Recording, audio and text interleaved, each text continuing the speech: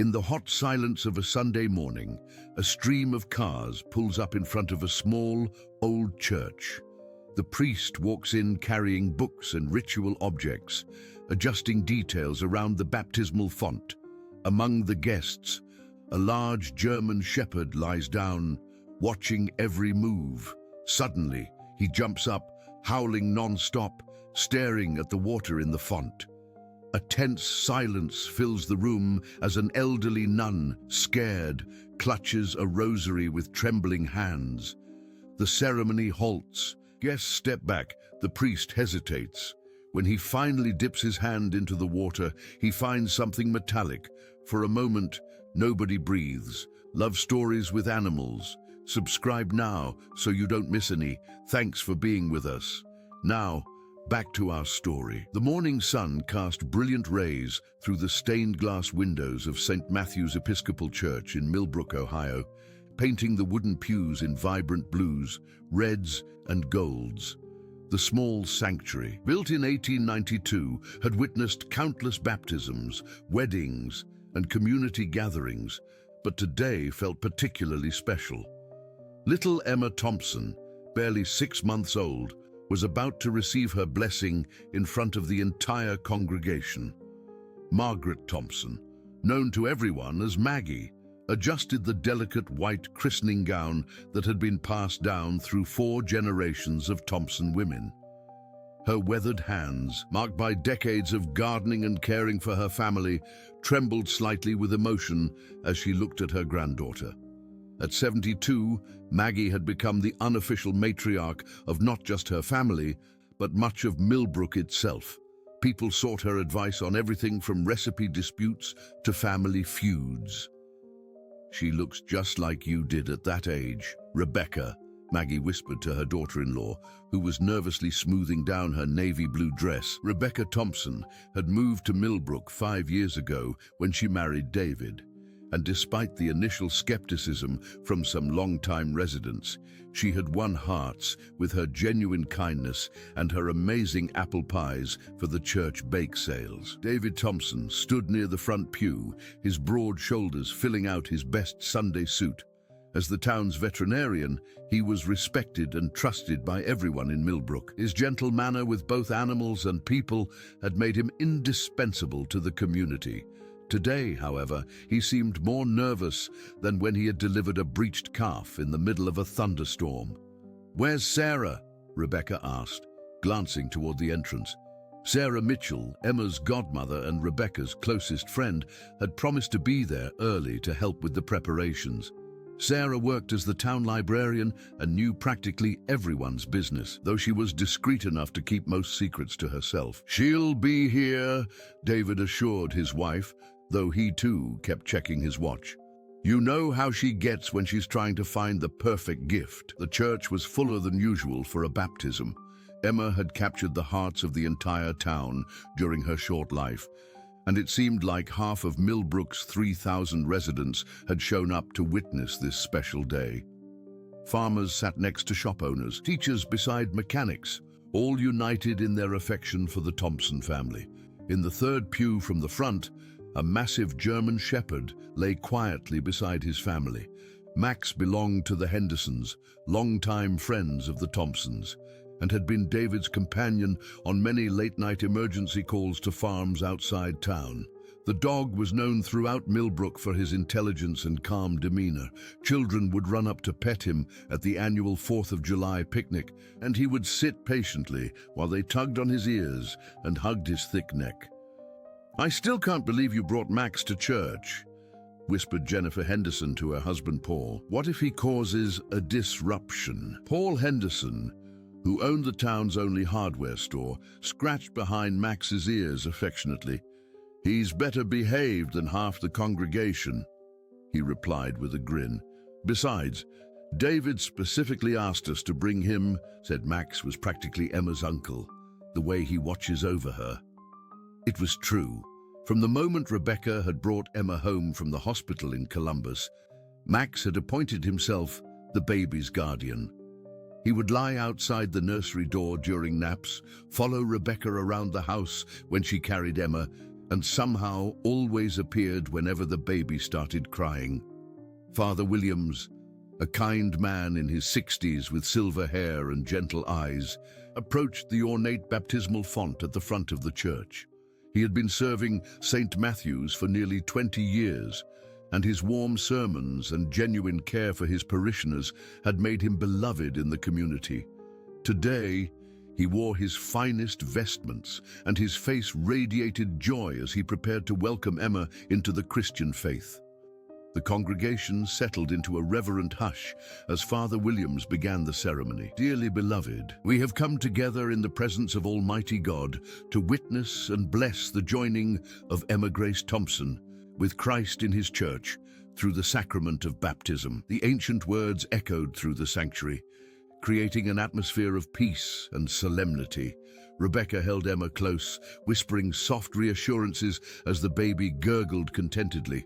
Everything was perfect, exactly as they had planned and dreamed. Father Williams moved toward the baptismal font, which had been filled with blessed water early that morning. The marble basin, carved with intricate vine patterns, had blessed countless children over the decades. As he dipped his fingers into the water to test its temperature, something unexpected happened. Max, who had been lying peacefully throughout the entire service, suddenly lifted his head.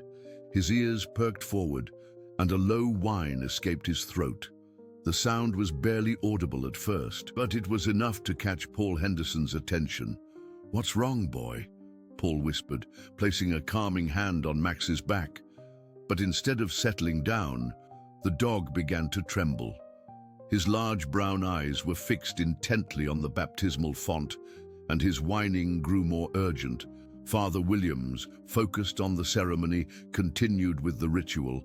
The candidate will now be presented, but as he reached toward the font to prepare for the actual baptism, Max's behavior became impossible to ignore. The German shepherd suddenly stood up, his massive frame rigid with tension. A howl erupted from deep in his chest, long, mournful, and absolutely piercing. The sound reverberated off the church walls, causing several people to gasp and turn in their seats. "Max!"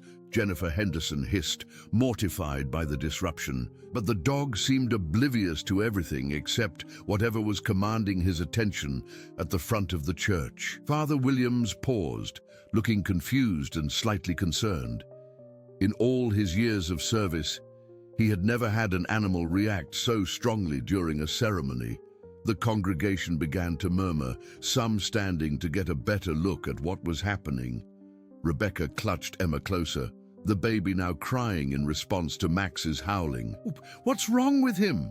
she asked David, her voice tight with worry.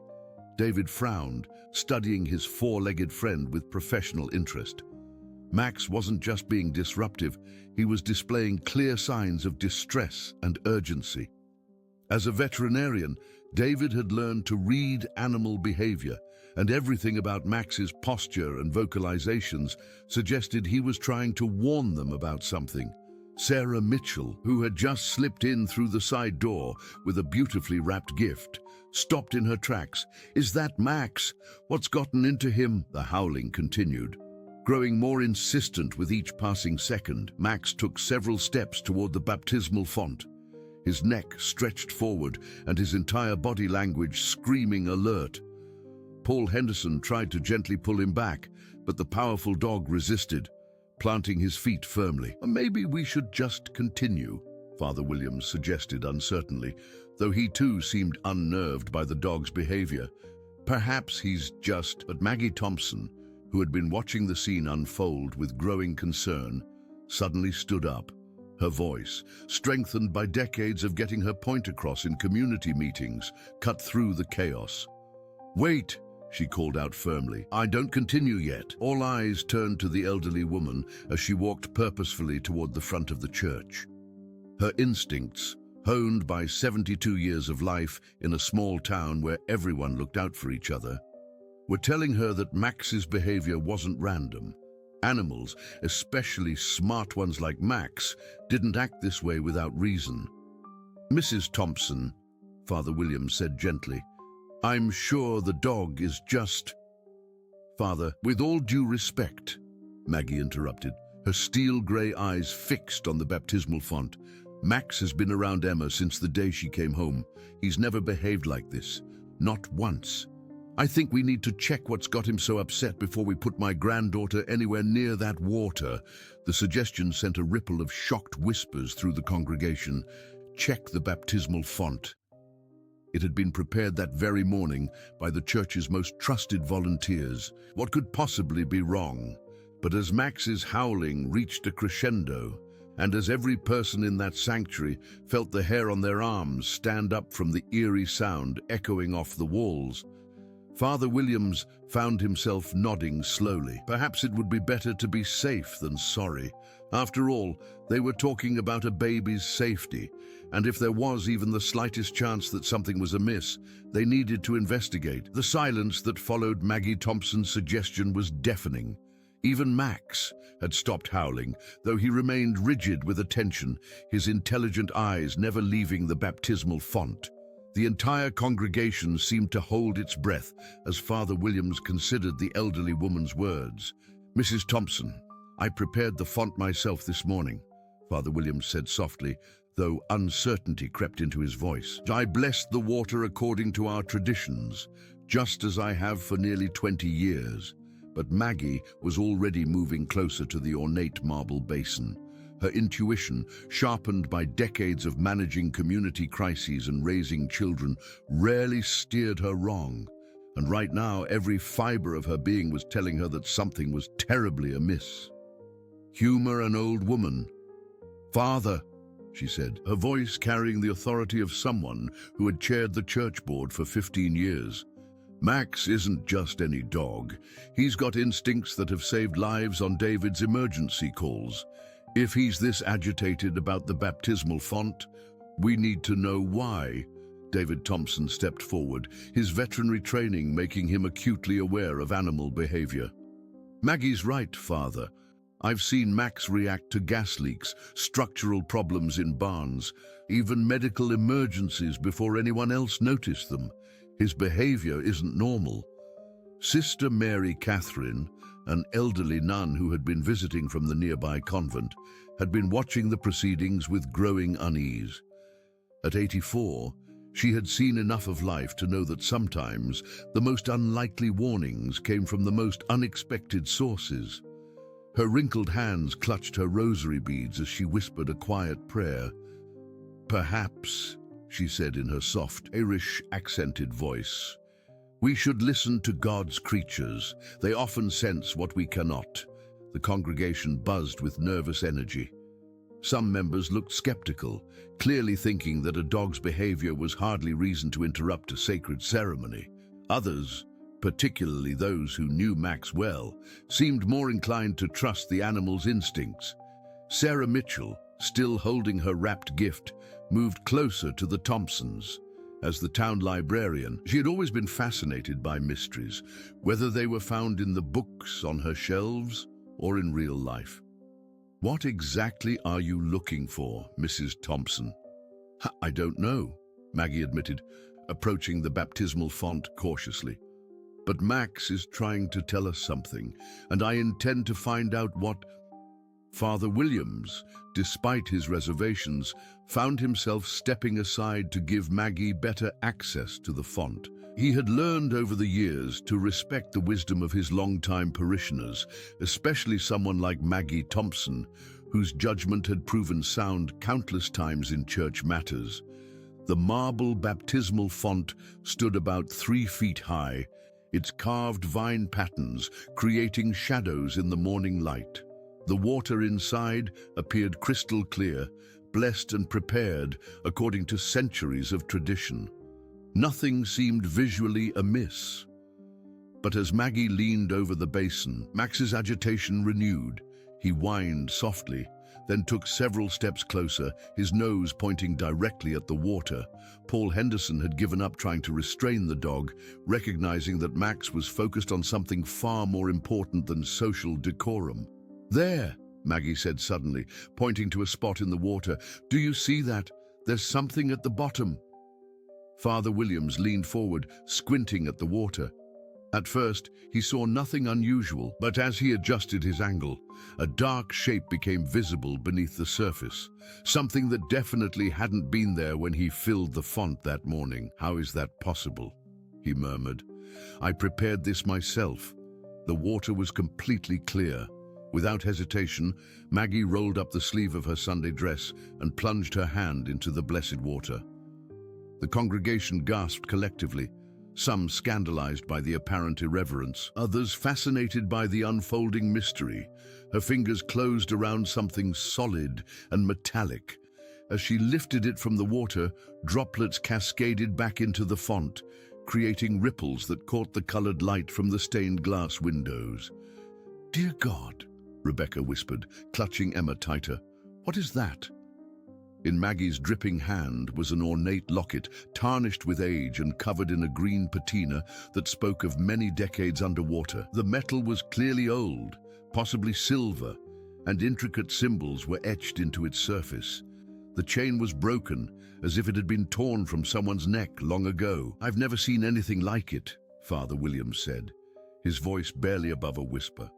The locket seemed to pulse with an energy that made everyone in the vicinity feel uneasy.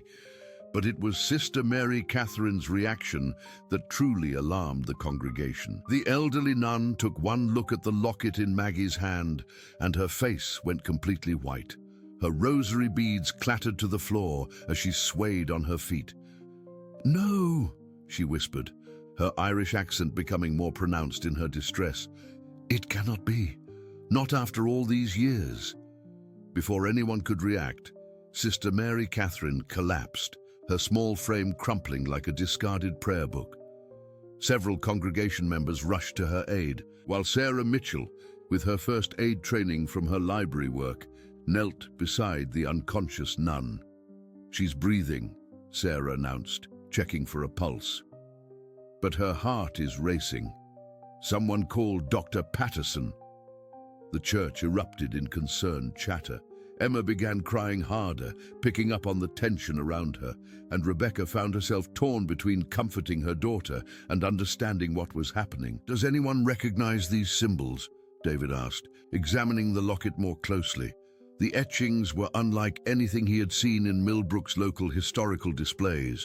They appeared to be some sort of religious iconography, but not from any denomination he was familiar with. Max, whose agitation had diminished somewhat since the locket was removed from the water, now sat alertly beside Maggie, as if standing guard over the mysterious object. His behavior suggested that while the immediate danger had passed, the situation was far from resolved. Dr. Patterson arrived within minutes, his medical bag in hand. The retired physician still made house calls for emergencies, and his presence calmed some of the congregation's nerves. After examining Sister Mary Catherine, he determined that she had suffered from shock but appeared to be stable. As the nun regained consciousness, her first words sent another chill through the sanctuary. "The Blackwood seal," she whispered, her eyes fixed on the locket. "I thought it was lost forever." "Blackwood," Maggie repeated, exchanging glances with several long-time residents. The name was familiar to everyone in Millbrook. Richard Blackwood was one of the town's most prominent citizens, known for his generous donations to the church and various charitable organizations. Sister Mary Catherine struggled to sit up, waving away Dr. Patterson's concerns. I must tell you what I know. That locket, it belonged to the original Blackwood family, the ones who founded this town alongside the church founders." "But that's wonderful," Father Williams said, confused by the nun's distress. "If it's a historical artifact from our founding families, it should be treasured, not hidden." The elderly nun's eyes filled with tears. "Father, you don't understand. That locket disappeared in 1952, the same year several farming families mysteriously left Millbrook. Families who claimed their land was being stolen from them." An uncomfortable silence fell over the congregation. Many of the older residents remembered hearing whispers about families who had supposedly moved away suddenly in the early 1950s, though no one had ever questioned the official story. "What are you saying, sister?" Maggie asked gently, though she suspected she already knew the answer. I'm saying, Sister Mary Catherine replied, her voice growing stronger with each word, that locket was supposed to be evidence in a case that never went to trial, evidence that disappeared along with the families who were supposed to testify. Max whined softly, as if sensing that the mystery was far from solved. The German Shepherd's initial warning had uncovered something much larger than anyone had anticipated. What had started as a simple baptism ceremony was now revealing secrets that had been buried for over 70 years. Rebecca looked around the sanctuary, noting how several of the older congregation members were exchanging meaningful glances.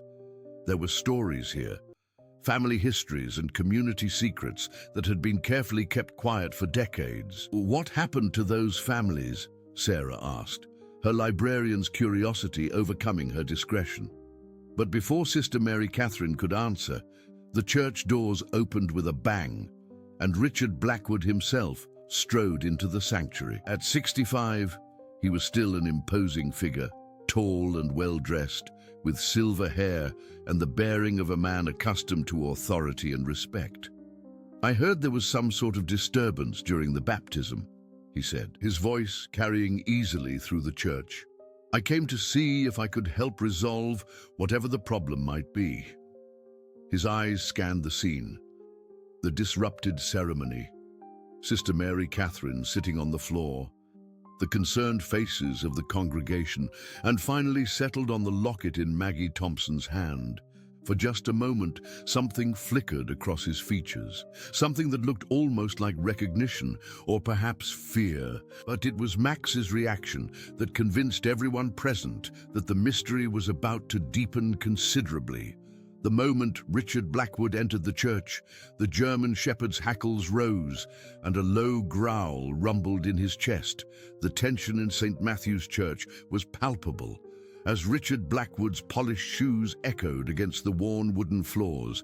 Every eye in the sanctuary followed his approach, but it was the continued low growling from Max that made the situation feel charged with an electric undercurrent of danger. "Now, what seems to be the trouble here?" Richard asked, his voice smooth and practiced from years of public speaking at town council meetings and charity fundraisers. But his eyes never left the tarnished locket in Maggie Thompson's hand, and those who knew him well could detect a slight tremor in his otherwise controlled demeanor. Paul Henderson placed a calming hand on Max's back, but the German Shepherd remained tense, his protective instincts clearly activated by something about Richard's presence. "Easy, boy," Paul whispered, though he too felt unsettled by the dog's reaction. Father Williams, clearly flustered by the morning's unexpected turn of events, attempted to restore some semblance of normalcy to the situation. "Mr. Blackwood, we've had a small irregularity during the baptism ceremony. Nothing that can't be resolved, I'm sure." "Irregularity?" Richard's eyebrows raised slightly as he glanced around the disrupted sanctuary. "It looks more like chaos to me. Poor little Emma's baptism has been completely ruined." Rebecca Thompson instinctively pulled her baby closer, not liking the way Richard's attention focused on her daughter. Something about his presence made her maternal instincts surge, though she couldn't quite identify why.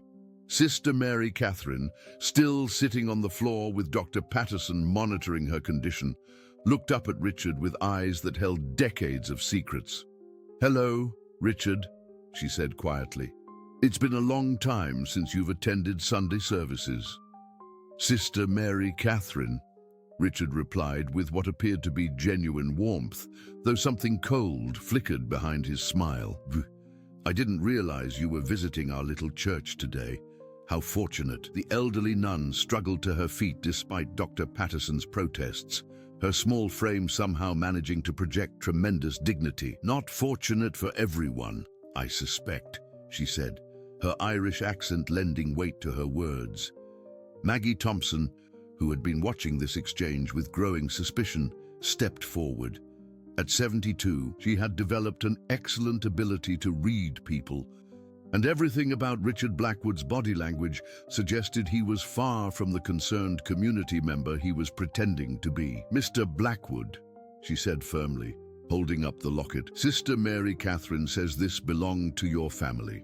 Would you care to explain how it ended up at the bottom of our baptismal font?" Richard's practiced composure slipped for just a moment.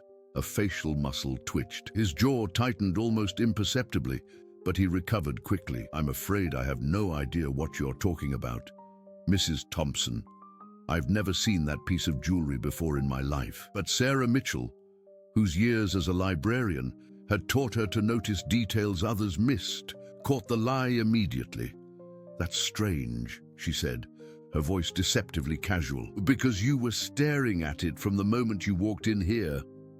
Several congregation members murmured their agreement. They had all witnessed Richard's immediate focus on the locket, and his denial rang false to many ears. Max's growling intensified, and the German shepherd took a step toward Richard, who instinctively moved backward. The dog's behavior was becoming impossible to ignore, especially given how accurately his instincts had led them to the locket in the first place. "Perhaps," David Thompson suggested diplomatically, "we should postpone the baptism until we can better understand what we're dealing with here. Emma's safety is our primary concern." "Absolutely not." Richard's voice carried more force than the situation seemed to warrant. "No. There's no reason to disrupt this family's special day because of some old piece of jewelry and a dog's misbehavior." His vehemence surprised everyone, including himself. He cleared his throat and attempted to soften his tone. "What I mean is, surely we're making too much of what's probably just some forgotten trinket that somehow ended up in the font." But Sister Mary Catherine was shaking her head slowly. "No, Richard, you know as well as I do that this locket is far more than just a forgotten trinket, and you know exactly how it ended up hidden in that baptismal font." The accusation hung in the air like smoke from snuffed candles. Richard's face darkened, and for a moment the mask of community benefactor slipped entirely, revealing something much colder underneath. "Sister, I think your advanced age may be affecting your judgment," he said, his voice carrying a subtle threat that made several people uncomfortable. "Perhaps you should return to your convent and rest." "Don't you dare," Maggie snapped, moving protectively closer to the elderly nun. "Sister Mary Catherine has more integrity in her little finger than most people have in their entire bodies. If she says this locket is significant, then it is." The confrontation was interrupted by an unexpected voice from the back of the church. "Oh, she's right about the locket being significant," called out an elderly man who had been sitting quietly in the last pew. All eyes turned to see Harold Morrison, 91 years old and one of Millbrook's longest residing citizens, slowly making his way forward with the aid of his walking cane. "Harold," Richard said, his voice carrying a warning note, "I don't think this is the time for old stories." But Harold Morrison had lived too long and seen too much to be intimidated, even by someone as influential as Richard Blackwood. "On the contrary," he said, his voice surprisingly strong for his age, "I think this is exactly the time for old stories, especially the ones some people have worked very hard to keep buried." He stopped beside Sister Mary Catherine, and the two elderly people exchanged a look of understanding. "I was 20 years old in 1952, Harold continued, "old enough to remember when the Patterson family, the O'Briens and the Kowalskis all supposedly decided to leave Millbrook suddenly. They moved for better opportunities," Richard said quickly. "It happens in small towns all the time. People seek greener pastures." "Greener pastures," Harold's laugh was bitter. "The Patterson farm was the most fertile land in 3 counties. The O'Briens had just finished building a new barn, and the Kowalskis had family buried in our cemetery, going back 4 generations. Those weren't people looking for greener pastures, Mr. Blackwood. Those were people who were forced out." A heavy silence settled over the congregation. Many of the older residents were beginning to remember whispered conversations from their youth, stories their parents had shared in hushed tones about families who had simply vanished from the community records. Forced out by whom? Sarah asked, though her librarian's instincts were already piecing together the answer. Harold Morrison looked directly at Richard Blackwood. By people who wanted their land, people who had the influence to make inconvenient families disappear and the power to make sure no one asked too many questions. Max, as if sensing the growing tension, moved closer to the group clustered around the locket. His presence seemed to give courage to those who were finally beginning to speak truths that had been suppressed for decades. "That locket," Harold continued, pointing at the tarnished jewelry in Maggie's hand, "belonged to Mary Patterson. She wore it every Sunday to church, said it had been her grandmother's. The last time anyone saw her wear it was the Sunday before her family decided to leave town." Richard Blackwood's carefully constructed facade was beginning to crumble. "You're talking about events from 70 years ago," he said, his voice tight with barely controlled anger. "Even if your memories are accurate, which I doubt, what does any of this have to do with today's baptism?" But Sister Mary Catherine was nodding slowly, pieces of a long-buried puzzle finally falling into place. "It has everything to do with today," she said softly. "Because that locket wasn't just jewelry, was it, Richard? It was evidence. Evidence that Mary Patterson planned to present to the state authorities about how her family's land was being stolen." The revelation sent shockwaves through the congregation. Emma Thompson, as if sensing the gravity of the moment, had stopped crying and lay quietly in her mother's arms, her innocent blue eyes wide and alert. "Evidence that mysteriously disappeared," Harold added, "along with the Patterson family and anyone else who might have corroborated their story." Richard took another step backward, his retreat blocked by the wooden pews. "This is preposterous," he said, but his voice lacked conviction. "You're constructing fantasies based on a piece of old jewelry and the rantings of elderly people whose memories are clearly unreliable." But Max moved again, positioning himself between Richard and the group holding the locket. The German shepherd's instincts were proving to be remarkably accurate, and his protective stance suggested that the mystery was far from over. "If our memories are so unreliable," Maggie said, her voice carrying the authority of someone who had spent decades managing community affairs, "then you won't mind if we contact the State Historical Society to examine this locket and research what really happened to those families." For the first time since entering the church, Richard Blackwood looked genuinely afraid. The fear in Richard Blackwood's eyes was unmistakable, though he fought to regain his composure. "The State Historical Society," he repeated, his voice carefully controlled. "That seems like an extreme overreaction to finding an old piece of jewelry."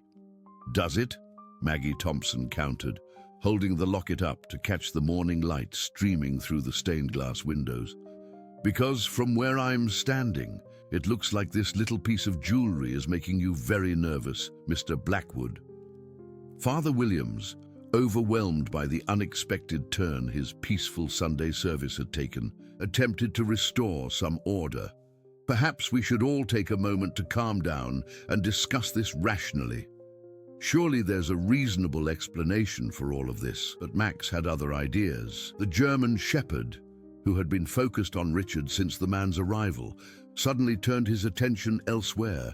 His ears perked up, his head tilted, and he began moving toward the altar area with the same focused intensity he had shown toward the baptismal font. Where's he going now?" Rebecca asked, watching the dog with growing fascination. Emma had finally settled in her arms, seeming to find comfort in Max's presence despite the chaos around them. David Thompson, recognizing his companion's behavior patterns, followed the dog's lead. "He's tracking something," he explained to the confused congregation. "Same way he acts when he's following a scent trail to find injured livestock." Max stopped near the ornate altar, his nose close to the ground, sniffing intently along the base of the raised platform. Then, with a soft whine, he began pawing at a particular section of the old carpet that covered the area. "Get that animal away from the altar," Richard commanded, his carefully maintained facade slipping again. "This is a house of worship, not a barnyard." But Sarah Mitchell was already kneeling beside Max, running her hands over the carpet where the dog was focusing his attention. As the town librarian, she had spent countless hours researching Millbrook's history, and she knew every inch of the old church from her historical documentation projects. "This carpet has been here for decades," she murmured, pressing down on different sections. "But this area feels different. Like there's a hollow space underneath." Father Williams approached cautiously. "That's impossible. I've been serving this church for 20 years. There's nothing under the altar except the foundation." But Harold Morrison was nodding slowly, his aged face creased with concentration. "Actually, Father, there might be something you don't know about. The original church blueprints from 1892 showed some interesting architectural features that were supposedly sealed off during renovations in the 1940s. "What kind of features?" Maggie asked. Though Max's continued pawing and whining was already suggesting the answer. "Storage areas," Harold replied, "places where the church records and valuable items could be kept safe during uncertain times. But they were supposedly filled in and sealed when the church was modernized." Sister Mary Catherine, who had been listening to this exchange with growing excitement, suddenly spoke up. "They weren't all sealed," she said quietly. "At least, not according to the records I saw at the diocese office years ago." Richard Blackwood took several steps toward the group gathered around the altar. "This has gone far enough," he said, his voice carrying more authority than the situation warranted. "I insist that this disruption stop immediately. This is supposed to be a baptism, not some treasure hunt based on a dog's behavior." But his protests only seemed to strengthen everyone's resolve to investigate further. Paul Henderson knelt beside Max and began examining the carpet more closely. "Sarah's right," he announced. "This section definitely sounds hollow when you tap on it." Working together, Sarah and Paul carefully lifted the edge of the old carpet. Underneath, instead of the solid wood flooring found throughout the rest of the church, they discovered a different pattern of boards, ones that appeared to be designed as a removable panel. "Well, I'll be—" Dr. Patterson breathed, abandoning his professional detachment to join the investigation. "Harold, you weren't kidding about those architectural features." With some effort, they managed to lift the panel, revealing a narrow opening that led to what appeared to be a small underground chamber. The musty smell of decades-old air wafted up from the opening, carrying with it the scent of old paper and something else, something that made Max whine with renewed urgency. "There's definitely something down there," David announced, shining his phone's flashlight into the opening. "Looks like there are boxes, maybe filing cabinets." "No one should go down there," Richard said quickly. "It could be dangerous. Structural damage, bad air, who knows what kind of hazards." "Oh, for heaven's sake," Maggie interrupted, hiking up her Sunday dress. "I've been crawling around this church for committee meetings and fundraising projects for 40 years. I think I can handle whatever's down there." Before anyone could stop her, the 72-year-old matriarch was lowering herself through the opening with a spryness that surprised everyone. Her voice echoed up from the chamber moments later. "Hand me a better light," she called. "There are definitely boxes down here, and they look like they've been here for a very long time." Sarah passed down her larger flashlight, and soon Maggie's excited voice was describing what she found. File boxes, lots of them, and they're labeled Patterson, O'Brien, Kowalski. My goodness, these are the missing families Harold mentioned. The congregation erupted in excited chatter, but it was Richard Blackwood's reaction that drew the most attention. His face had gone completely white, and he was backing toward the church doors with obvious panic in his eyes. "This is ridiculous," he said, his voice cracking slightly. "Those boxes could contain anything. They're probably just old church records that were misfiled." But Harold Morrison was shaking his head. Church records aren't filed by family names like that, and they wouldn't be hidden under the altar in a secret chamber. Maggie's voice echoed up from below again. There's something else down here. Looks like a metal strongbox, and it's got the same symbols as the locket. Max, who had been pacing anxiously around the opening, suddenly let out a sharp bark. Not the warning howl from earlier, but a triumphant sound that seemed to say he had accomplished his mission. "Can you bring the strongbox up?" Father Williams asked, his academic curiosity overcoming his nervousness about the situation. "It's heavy, but I think I can manage," Maggie replied, "though I'm going to need help getting myself back up." David and Paul Henderson worked together to help Maggie climb out of the chamber, and she emerged dusty but triumphant, clutching an ornate metal box that matched the description of the locket in age and craftsmanship. "This was sitting right on top of everything else," she announced, setting the strongbox on the altar, almost like someone wanted it to be found first. Sister Mary Catherine approached the box with reverence, her fingers tracing the intricate symbols carved into its surface. "These are definitely the same markings as the locket," she confirmed. "This was part of the same set, probably belonging to the same family." "We should open it," Sarah suggested, her librarian's instincts fully engaged. "Absolutely not," Richard protested, moving back toward the group despite his obvious fear. "That box could contain anything, private documents, personal belongings that should be returned to the proper authorities." But his protests fell on deaf ears. The congregation was now fully invested in solving the mystery, and Richard's increasingly desperate attempts to stop the investigation only made him look more suspicious. Harold Morrison, despite his age, had remarkably steady hands as he examined the strongbox's latch. "It's not locked," he announced, "just rusted shut from decades of humidity." With some gentle persuasion, the latch gave way with a soft click that seemed to echo through the entire church. As Harold slowly lifted the lid, everyone leaned forward in anticipation. Inside, carefully wrapped in oiled cloth that had protected them from moisture and time, were stacks of documents, photographs, and what appeared to be legal papers. On top of everything was an envelope marked in faded ink, "For the authorities, evidence of land fraud in Millbrook Township." The silence that followed this discovery was broken only by Emma Thompson's soft cooing and Richard Blackwood's sharp intake of breath.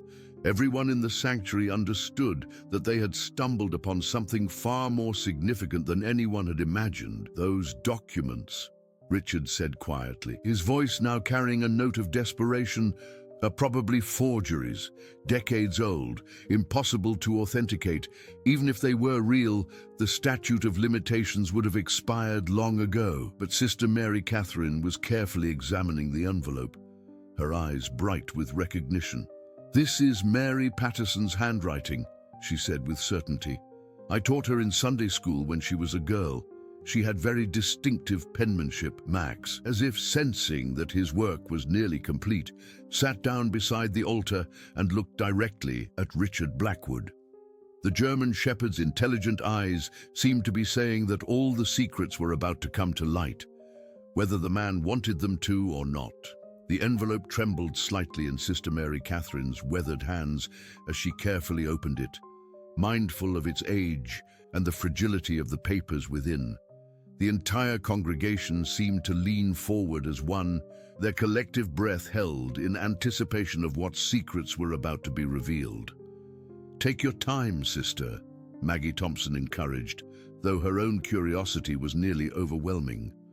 The locket still rested in her palm, its tarnished surface somehow feeling warmer than it had moments before. Richard Blackwood had positioned himself near the church doors, his body language suggesting he was preparing to leave at any moment, but his eyes remained fixed on the documents being carefully extracted from the envelope, and the desperation in his expression was becoming increasingly difficult to hide. "The first document," Sister Mary Catherine announced, "appears to be a letter addressed to the county land office." She adjusted her glasses and began to read aloud in her soft Irish accent. "To whom it may concern, I..." Mary Elizabeth Patterson, do hereby formally protest the attempted seizure of my family's land, located at 1247 Mill Creek Road, Millbrook Township. A murmur of recognition swept through the congregation. Several people knew exactly where that property was located. Prime farmland that had been part of Millbrook's landscape for generations. That's where the new shopping center was built in the 1960s, Harold Morrison observed. No, the Blackwood family donated that land to the city for development. Richard's sharp intake of breath was audible even from across the sanctuary. That proves nothing, he said quickly. Land ownership changes hands all the time through legitimate sales and transactions. But Sister Mary Catherine continued reading. This letter is to document the fraudulent activities of Thomas Blackwood and his associates, who have been systematically intimidating farming families in our community to abandon their properties. Mr. Blackwood has threatened our family with financial ruin and has suggested that continued resistance to his land acquisition efforts would result in consequences for our safety and well-being. The church fell into stunned silence. Thomas Blackwood had been Richard's grandfather, a man remembered in Millbrook's official history as a generous philanthropist and community leader. My grandfather was a respected businessman, Richard protested, though his voice lacked conviction. These are obviously fabricated accusations from disgruntled people who couldn't maintain their properties during difficult economic times. But Harold Morrison was shaking his head. I remember Thomas Blackwood, he said firmly, and while he was certainly successful, there were always whispers about how he managed to acquire so much land so quickly in the years after the Depression. Sarah Mitchell, her librarian instincts fully engaged, was taking mental notes of everything being revealed. Sister, are there other documents in that strongbox? The elderly nun nodded, carefully setting aside Mary Patterson's letter and examining the next item. There's a photograph here, she announced, holding up a sepia-toned image. It shows several families standing in front of their homes, and they all appear to be holding documents of some kind. She passed the photograph to Maggie, who studied it carefully before showing it to others nearby. Look at this, Maggie said, pointing to figures in the image. That's definitely the Patterson farm in the background, and those people are holding what look like property deeds, probably fake documents, Richard suggested desperately. Anyone could have staged a photograph like that, but Dr. Patterson, who had been quietly observing the proceedings while monitoring Sister Mary Catherine's condition, suddenly spoke up. Actually, that's my great-uncle in the photograph, William Patterson. I have family pictures of him, and I'd recognize him anywhere. The revelation sent another wave of excitement through the congregation. Here was tangible proof that the Patterson family had indeed been real people with legitimate claims to their property. Max, who had been sitting patiently beside the altar, suddenly stood up and moved toward the strongbox. He sniffed around its base, then began pouring at something that had fallen out when the lid was opened. What did you find now, boy? David asked, kneeling beside his canine companion. Hidden partially under the altar cloth was another envelope, this one sealed with red wax that bore the same symbols as the locket. There's more, David announced, holding up the sealed envelope. And this one looks like it was never opened. Sister Mary Catherine accepted the envelope with reverent care. The wax seal was cracked with age but still intact, suggesting that whatever was inside had been preserved exactly as intended by whoever had hidden it away. Should we open it? Father Williams asked uncertainly. As the church's spiritual leader, he felt responsible for the sacred space where these discoveries were being made. But he was also deeply curious about what other secrets might be revealed. The truth deserves to see the light, Maggie declared firmly. These families deserve to have their stories told, especially if they were wronged. Richard took several steps closer to the group, his desperation now openly visible. Nush, you don't understand what you're interfering with, he said, his voice carrying an edge of panic. Some things are better left buried. These revelations won't bring those families back, but they could destroy innocent people who had nothing to do with events from 70 years ago. Innocent people like yourself? Harold Morrison asked pointedly. The accusation hung in the air like incense smoke. Richard's face flushed with anger, and for a moment, the carefully constructed facade of community benefactor disappeared entirely. "I've done nothing but contribute to this community," he said defensively. "I've donated thousands of dollars to this church, supported local charities, helped families in need. Everything I've built here has been legitimate and honorable." But Sister Mary Catherine was already breaking the wax seal on the second envelope. "Perhaps this will help clarify things," she said softly. The document inside was different from the first, older, more formal, written in the careful script of official correspondence. As she unfolded it, several smaller papers fell out, including what appeared to be bank records and property transfer documents. "This appears to be a letter from an attorney," Sister Mary Catherine announced, scanning the document quickly. "Dated 1952, addressed to the State Attorney General's office." She began reading aloud. "Dear Sir, I am writing to report what I believe to be systematic fraud and intimidation being perpetrated against farming families in Millbrook Township. My clients, the Patterson, O'Brien, and Kowalski families, have all received threats regarding their property ownership, and there is evidence suggesting coordinated efforts to force these families to abandon their land claims." Rebecca Thompson, still holding baby Emma, found herself thinking about her own family's place in Millbrook. Would they face similar pressures if someone wanted their veterinary practice property? The idea that such corruption could exist in their peaceful community was deeply disturbing. "What kind of threats?" Sarah asked, though she suspected the answer would be unpleasant. Sister Mary Catherine continued reading. "The threats have escalated from financial pressure to suggestions of physical harm. Mr. Thomas Blackwood has allegedly told my clients that families who refuse to cooperate with his land acquisition efforts have been known to meet with unfortunate accidents or find it necessary to relocate permanently for their own safety." A collective gasp rose from the congregation. Even by the standards of 1950s business practices, such behavior was clearly criminal. "These are serious allegations," Father Williams said quietly. "If they're true, then what happened to those families wasn't voluntary relocation, it was forced displacement." Richard was now visibly agitated, pacing near the church doors like a caged animal. "You're taking the word of people who lived 70 years ago," he argued. "People who might have had their own reasons for making false accusations. My grandfather built this community. The Blackwood family has been nothing but generous to Millbrook." But Harold Morrison was examining the bank records that had fallen from the envelope. "These financial documents show payments made to various officials," he announced. "County clerks, law enforcement, even some church board members, all dated during the same period when these families supposedly decided to leave town." The implications were staggering.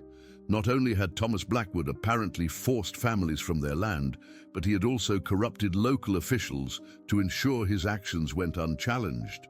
Max, as if sensing the growing tension, moved to position himself between Richard and the group examining the documents. The German Shepherd's protective instincts were clearly engaged, and his behavior suggested that the situation was far from resolved. "There's one more document," Sister Mary Catherine said, her voice barely above a whisper, "and this one appears to be signed by multiple people." She carefully unfolded what appeared to be a formal statement. "Signed by representatives of all three families mentioned in the attorney's letter." The document was titled "Final Testament to the Truth" and was dated just days before the families supposedly left Millbrook. "We, the undersigned," she read, "do hereby swear that the information contained in this strongbox represents the complete truth about the illegal actions taken against our families by Thomas Blackwood and his associates." should anything happen to us. We trust that someday justice will be served and our story will be told. The weight of those words settled over the congregation like a heavy blanket. These weren't just legal documents. They were the final voices of people who had known they were in danger and had tried to ensure their truth would survive even if they didn't. Richard Blackwood's composure finally cracked completely. "None of this changes anything," he said, his voice rising to near shouting. "Those people are gone. What happened 70 years ago can't be undone. Opening these old wounds will only hurt innocent people and destroy the reputation of families who have contributed to this community for generations." But as he spoke, Max began to growl again, low, steady and warning. The German shepherd had positioned himself directly in front of the strongbox, as if protecting the evidence from anyone who might try to take it away. The atmosphere in St. Matthew's Church had become charged with an electricity that seemed to make the very air vibrate with tension. Richard Blackwood stood near the doors, his carefully maintained composure having completely disintegrated, while Max continued his protective stance over the strongbox containing 70 years of buried truth. "You don't understand the consequences of what you're doing," Richard said, his voice carrying a desperate edge that made several congregation members exchange uncomfortable glances. "The Blackwood family has supported this community for generations. We've funded church renovations, sponsored youth programs, provided jobs for hundreds of people. Are you really willing to destroy all of that for some ancient accusations?" Maggie Thompson, still holding the tarnished locket that had started this entire revelation, looked Richard directly in the eyes. "Are you really willing to let the truth about 3 families suffering remain buried forever to protect your family's reputation? Those families chose to leave," Richard insisted, though his words rang hollow even to himself. "Whatever difficulties they faced, they made their own decisions about their futures." But Harold Morrison was shaking his head slowly, his 91 years of accumulated wisdom evident in his expression. "Son, I was here when those families chose to leave. The Patterson farm was stripped of equipment in the middle of the night. The O'Brien house was boarded up so quickly that neighbors said they saw furniture still inside, and the Kowalski family left behind a cemetery plot they'd owned for 40 years. People don't abandon that kind of history by choice." Sister Mary Catherine, who'd been carefully examining the remaining contents of the strongbox, suddenly held up another document. "There's more," she announced quietly. "A letter addressed to future generations." She began reading in her soft Irish accent.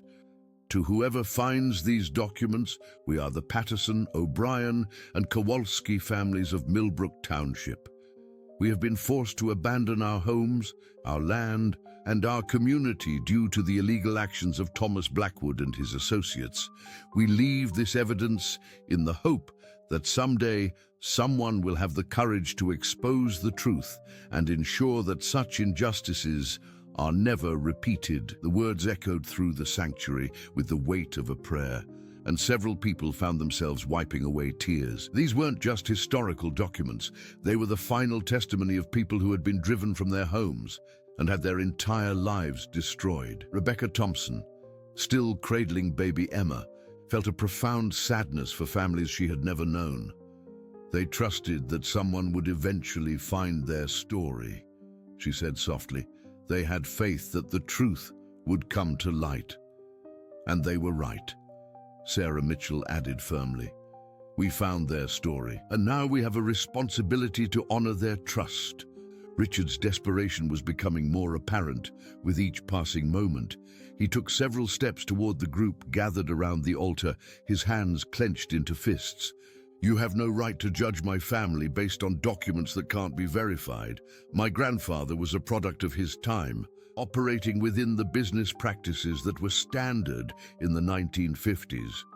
Standard business practices?"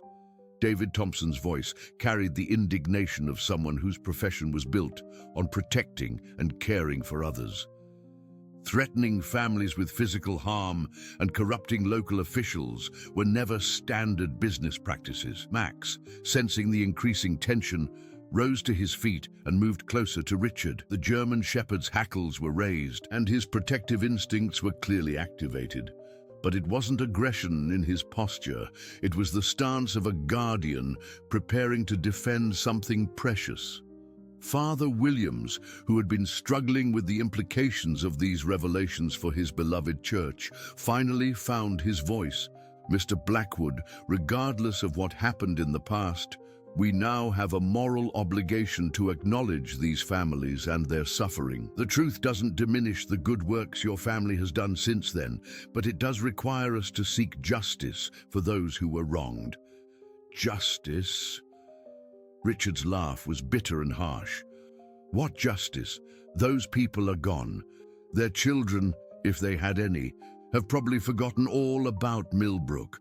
Opening this old wound will serve no purpose except to satisfy your curiosity and destroy everything my family has built here. But as he spoke, Richard was slowly moving closer to the strongbox.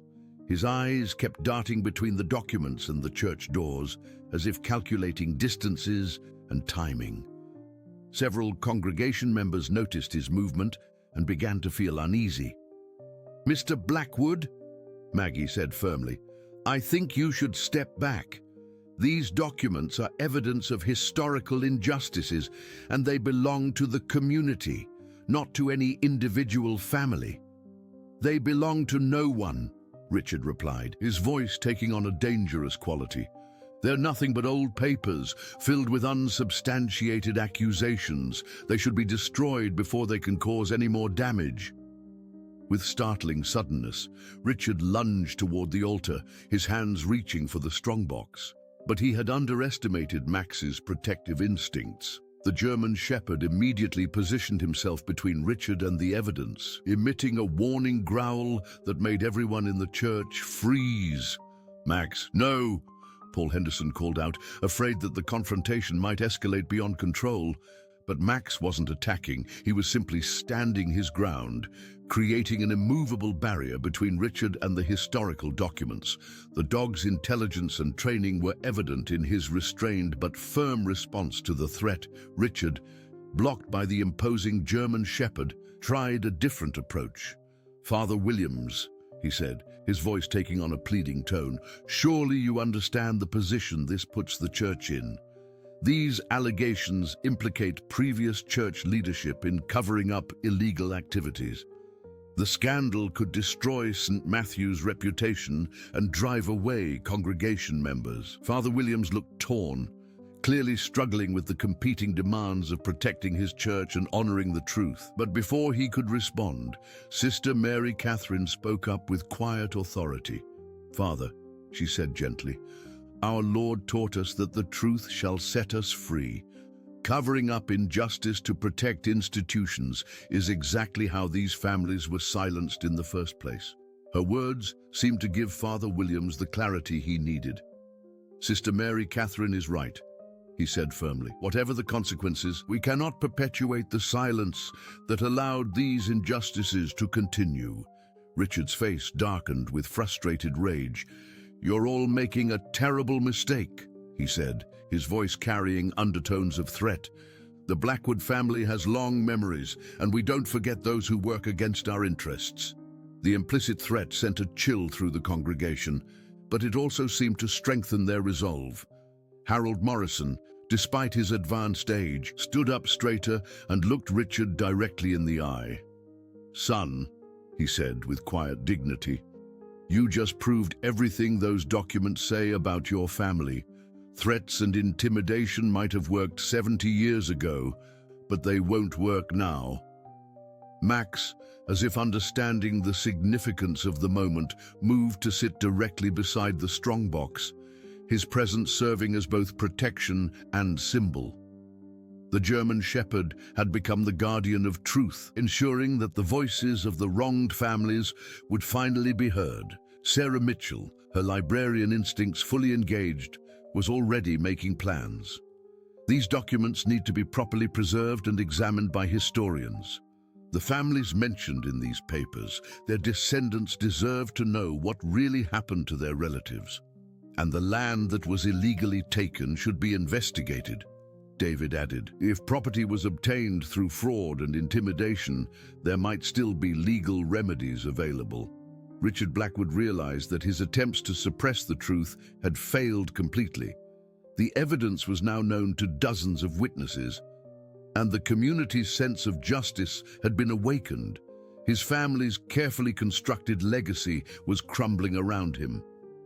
"This isn't over," he said quietly. But the threat lacked conviction. He was facing an entire community that had decided to stand up for what was right, and even his family's influence couldn't overcome that kind of collective determination. As Richard backed toward the church doors, clearly preparing to leave, Max remained at his post beside the strongbox. The German Shepherd had accomplished something remarkable. He had not only uncovered buried injustices, but had also inspired a community to choose truth over comfortable lies. Emma Thompson, who had been quietly observing everything from her mother's arms, let out a soft coo that seemed to break the tension in the sanctuary. Her innocent presence reminded everyone why this discovery was so important. Future generations deserved to inherit a community built on truth and justice, not on buried secrets and covered-up wrongs. The baptism that was supposed to welcome Emma into the faith had instead become a moment of moral reckoning for the entire community. And through it all, a loyal German shepherd had proven that sometimes the most important guardians of justice come in the most unexpected forms. 3 months had passed since that extraordinary Sunday morning at St. Matthew's Church, and Millbrook had been transformed in ways that no one could have anticipated. The small Ohio town that had built its identity around peaceful traditions and unquestioned histories had evolved into something more honest, more just, and ultimately more beautiful. The baptism of Emma Thompson had finally taken place on a crisp October morning, with the entire community in attendance to witness not just the blessing of a child, but the celebration of truth triumphing over decades of silence. Max had been given a place of honor during the ceremony, wearing a small floral collar that Sarah Mitchell had crafted for the occasion. Father Williams, his faith strengthened rather than shaken by the revelations, had delivered a sermon about redemption and the power of acknowledging past wrongs. Sometimes, he had said, looking out over the packed sanctuary, God uses the most unexpected messengers to guide us toward righteousness.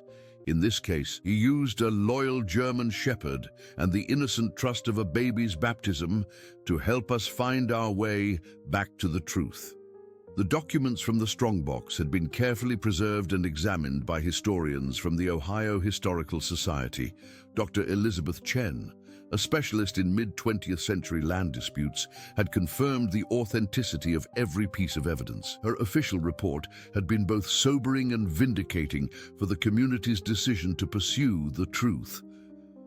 What we see in the Millbrook documents, Dr. Chen had explained during a packed town hall meeting, is a textbook example of systematic land fraud that unfortunately occurred in many rural communities during the post-Depression era.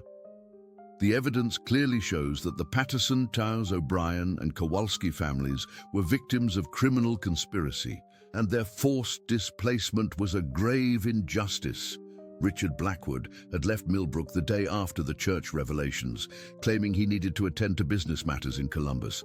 But everyone knew he was avoiding the uncomfortable conversations and pointed questions that his presence would have generated. His departure had actually brought a sense of relief to many community members who had felt intimidated by his influence for years. In Richard's absence, something remarkable had happened. Led by Maggie Thompson's organizational skills and fueled by the community's desire to make amends for past wrongs, Millbrook had launched an ambitious project to honor the displaced families and seek out their descendants. Sarah Mitchell had spearheaded the genealogical research, using her librarian expertise and connections with historical societies across the Midwest. Within weeks, she had located relatives of all 3 families: Patterson descendants in Michigan, O'Brien family members in Pennsylvania, and Kowalski relatives who had settled in Wisconsin. Finding them was like solving the world's most important puzzle. Sarah had explained to a reporter from the Columbus Dispatch who had come to cover the story. These families had carried questions about their ancestors for decades, never knowing why their relatives had suddenly abandoned everything they had built in Millbrook. The reunion weekend had been emotional beyond anything the town had ever experienced. Dorothy Patterson Williams, a 78-year-old retired teacher from Grand Rapids, had wept when she saw the locket that had belonged to her grandmother Mary. "I always wondered what happened to Grandma's special necklace," she had said, holding the tarnished piece of jewelry with reverent care. "She used to tell me it would protect our family's truth someday." Michael O'Brien, a 65-year-old contractor from Pittsburgh, had brought his entire extended family to see the land where his grandfather had once farmed. Dad never talked much about why they left Ohio. He had shared with the assembled crowd, but he kept old photographs of the farm and would get this sad look in his eyes whenever someone mentioned it. The Kowalski descendants had been represented by Anna Kowalski-Novak, a retired nurse from Milwaukee, who had brought with her a carefully preserved family Bible that contained pressed flowers from the original Millbrook homestead. "My grandmother saved these flowers for 70 years, she had explained. "She always said they were from the place where our family belonged, and someday we would return to honor those who came before us." The emotional climax of the reunion weekend had come when the three families, accompanied by the entire Millbrook community, had gathered in the cemetery to visit the previously unmarked graves of family members who had been buried before the forced displacement. A memorial service led by Father Williams had finally given proper recognition to people whose lives had been erased from the community's official memory. Max had been present for every part of the reunion activities, seeming to understand his special role in bringing these families back together. The German Shepherd had become a local celebrity, with children from neighboring towns coming to meet the dog who solved the mystery. But Max remained most devoted to baby Emma, who was now old enough to giggle with delight whenever he approached her stroller. The legal implications of the discoveries had been complex, but ultimately satisfying. While the statute of limitations prevented criminal prosecutions, the evidence had been sufficient to prompt a formal investigation by the State Attorney General's office. More importantly, the community had voted unanimously to establish a victim compensation fund using money that the Blackwood family had donated over the years for various civic projects. The fund had provided financial assistance to the descendant families and had also established scholarships in the names of Mary Patterson, Sean O'Brien, and Joseph Kowalski. The first recipients would be announced at the high school graduation ceremony the following spring. Perhaps most significantly, the truth about Millbrook's past had inspired other small communities throughout Ohio to examine their own histories more honestly. Dr. Chen had established a research project to investigate similar cases of land fraud in rural communities, and several other towns had already come forward with their own buried secrets. What happened in Millbrook shows us that communities can survive the truth, Dr. Chen had observed. In fact, they can become stronger and more authentic when they have the courage to acknowledge past wrongs and work to make amends. The transformation hadn't been without challenges. Some longtime residents had struggled with having their community's reputation questioned, and a few families had been upset to learn that ancestors they had revered might have been complicit in covering up injustices. But overwhelmingly, Millbrook had embraced the opportunity to build a more honest foundation for their future. David Thompson had been elected to the town council, running on a platform of transparency and community healing. His first act had been to propose the establishment of a community truth and reconciliation committee, designed to ensure that future disputes would be handled with openness rather than buried in secrecy. Rebecca Thompson had started a community garden on land that had once belonged to the Patterson farm, inviting all residents to participate in growing food that would be donated to families in need. The garden had become a symbol of how something beautiful could grow from soil that had once been tainted by injustice. As winter approached and the first anniversary of Emma's eventful baptism drew near, Millbrook had become a model for how communities could confront difficult truths and emerge stronger. Visitors came regularly to hear the story of how a German shepherd's instincts had uncovered 70 years of buried injustice, and how a small town had chosen healing over hiding. On a snowy December morning, exactly 11 months after the discovery that had changed everything, Maggie Thompson sat in her favorite pew at St. Matthew's Church, holding her granddaughter Emma on her lap. The little girl was now walking and had developed a special fondness for Max, who continued to attend services as the congregation's unofficial guardian. "You know, Emma," Maggie whispered to her granddaughter, "you're going to grow up in a very different Millbrook than the one I knew as a child. This will be a place where truth matters more than comfort, where justice matters more than reputation." Emma gurgled happily and reached out to pat Max's head as the German shepherd settled beside their pew. The dog looked contentedly around the sanctuary, as if satisfied that his work was complete. He had not only uncovered buried secrets, but had also inspired a community to choose courage over complacency. Father Williams approached the pulpit for his Sunday sermon, and his opening words captured the spirit of transformation that had swept through Millbrook.